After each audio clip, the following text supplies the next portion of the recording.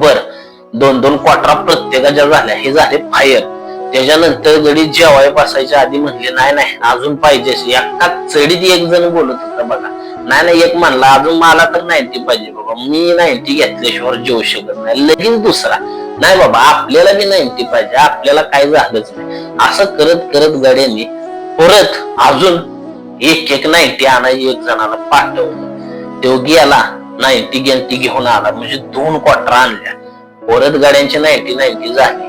त्याच्यानंतर तुम्हाला मंडळी विषय सांगतो. त्याच्यानंतर विषय असा झाला की त्या गाड्यांना जेवायचंच कळलं नाही. त्यातली एक दोघं जेवली असतात, नाहीतर बाकीची दोघं होती ती तर झोपलीच, एकामेकाच्या ओढाव बसायला. असली त्यांची तारा.